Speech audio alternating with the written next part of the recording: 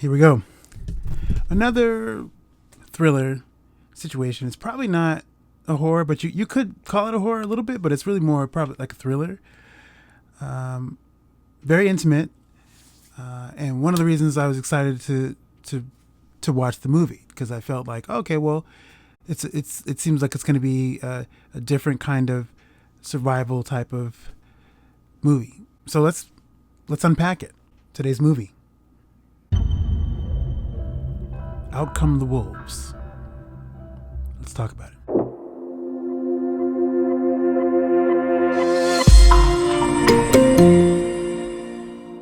This movie was directed by Adam McDonald and stars Missy Peregrym as the lead character, Joris Jarsky as the best friend, and Damon Runyon as the fiance. That's really it.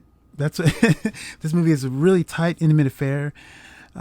3 characters and wolves.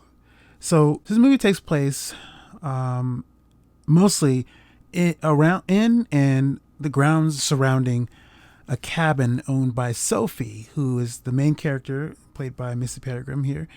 And she's brought her fiance, Nolan, and her best friend, Kyle, and his girlfriend are going to come and visit. The plan was for them to get together for a weekend getaway at this cabin away from the city so they could just have a good time, do some hunting, and have a nice time. But along the way, they have to deal with some wolves in the woods.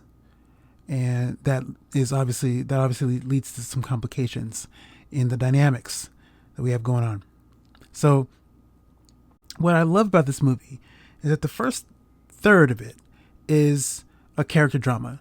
So you have Sophie and her best friend Kyle, who's coming to visit, and then Nolan is the fiance. What we come to find out that Kyle was going to come with his girlfriend. Somehow they had broken up prior to him coming to the cabin. This is obviously creates some relationship challenges for Nolan and Sophie. Nolan, who obviously has some insecurities about the fact that her Sophie's best friend is there without his girlfriend, and has some problems with the fact that they were so close. They were best friends, so they were pretty close. They dated for a little bit, or they were extra close for at least one point in time, but they stayed best friends. And Nolan, he seems like it comes up as a bit of a jerk, and so you expect the movie to go one way with regards to Nolan's character and how he's played, but the movie shifts after the character drama, the relationship stuff that comes up and obviously there's conflict between Nolan and Sophie that leads to conflict between Sophie and Kyle, the best friend.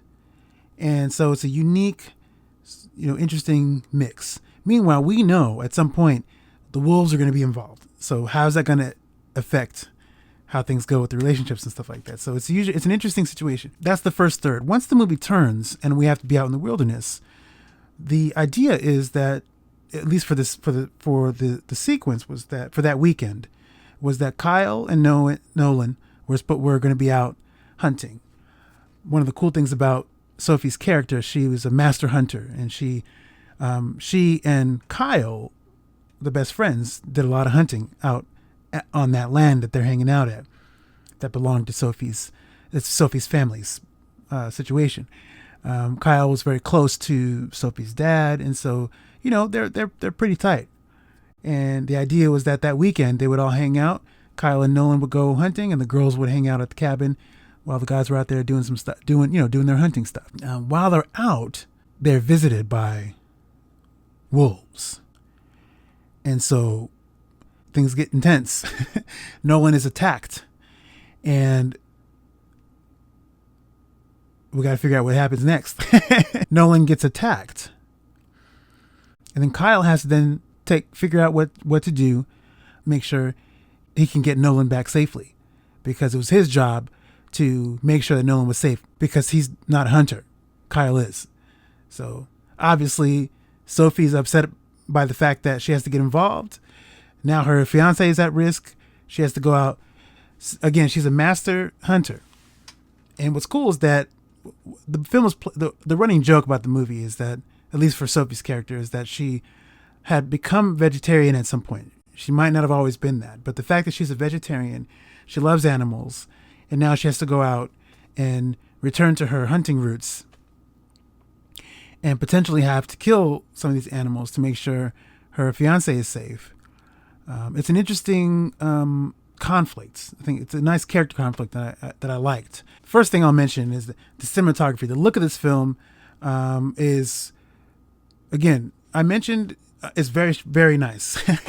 Also, the location is great. The cabin is nice, but also out in the woods is really nice. Again, I mentioned this about another Shudder film. This is another film that is distributed by Shudder. Similar situation where everything is sharp. The colors pop. Something else that was cool, I think, what made me want to watch this movie was the poster. And it shows Sophie with the red, she's just wearing a red hoodie, which obviously it lends itself to Red Riding Hood and a cabin in the woods. You know, there's a cabin in the woods. Isn't that grandma's house? I feel like grandmother's house in the story was the cabin in the woods. So there's that motif going on. And she has to go and hunt these wolves. And she loves animals. So there's an interesting, play, I think, with the Little Red Riding Hood situation. And she's out there in a red hood. So something I thought was cool. But going back to the visuals, though, she looks great on camera. And her red hoodie pops on screen. Something about that look, it's very cinematic, and the way it pops against the greenery and all the wildness of the woods is really cool. So cinematography is great. Christopher Beale, I believe, is the cinematographer's name. He did a great job photographing this movie. From an acting perspective, again, you only have these three characters, so something about it feels very independent spiritually, and I kind of like that. I like the idea. I like stories also that you only got, it's like a play. You only got this many people. These are the issues until they change. What starts off as a character drama becomes a survival thriller, and you have to deal with that. Some of the character drama stuff is tied into some of that stuff, but really the second half of the film is about how they survive out in the wild against these wolves. And I liked that you only have these three people and they got to just, got to figure out a way to see what's going on. And I like that. So the film builds up Sophie as a master hunter and stuff.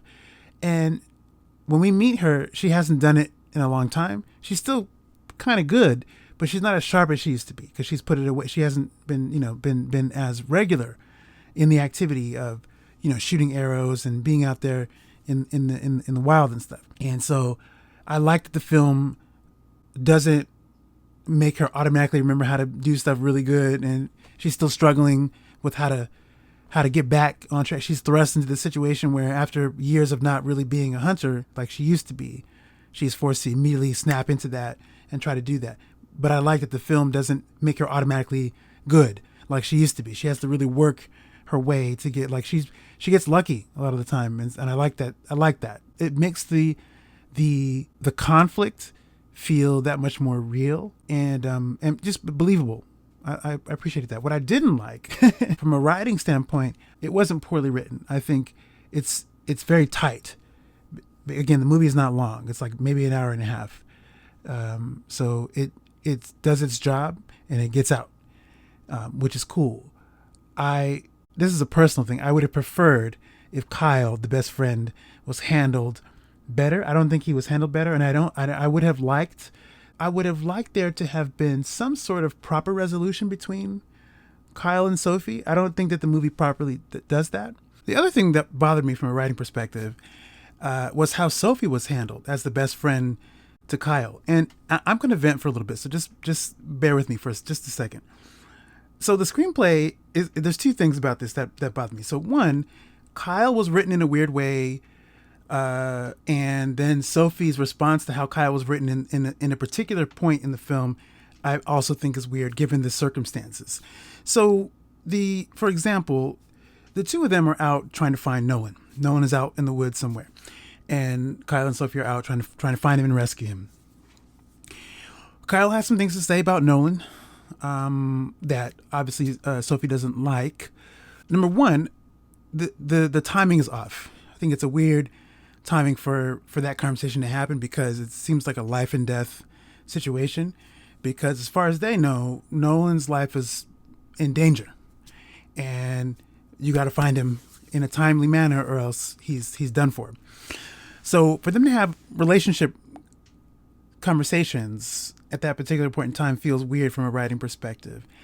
That's number one. Number two, how Sophie treated Kyle in the midst of that conversation, it felt off for me. I felt like what might have been better was something along the lines of her asking him to table that conversation until later.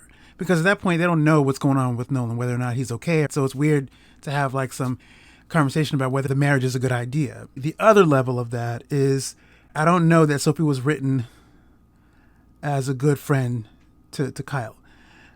Just because her fiance is insecure about their relationship, and this is a nitpick. My feeling is this: look, everybody has their own way how they do with relationships and stuff like that. When they have friends and stuff like that, I felt like Nolan was tripping because he was insecure. Sophie knew this dude Kyle for years. If you're marrying her, you should be okay with it's okay for her to have had a life before she met you. So Nolan is weird for being insecure. That's number one. Number two, the other problem I think that came up for me was, it seemed like at certain points Sophie was treating Kyle like he wasn't as important, just because Nolan is tripping, whatever it is. Which, look, I get this is something that happens, and this is the reality is. When people are best friends or whatever it is, and one party gets into a relationship with someone else and they're going to get married or whatever it is, how we're conditioned to see these relationships is that the fiance is the most important, end of story, regardless, even over your children, even over your parents, over your siblings, whatever it is. And that's okay. Everyone has their own way how they do different things. Personally, I think it's about, everybody's important. They're all important. It's about how you prioritize the relationships at the given time. I felt like Kyle was going through a rough time, whatever it is, at the time he was out there visiting. And I don't know that his feelings were fully being considered in the midst of whatever insecurities that was going on with Sophie's fiance and stuff like that. Like, Sophie's fiance's insecurities trumped everything else, which was interestingly written. I don't know.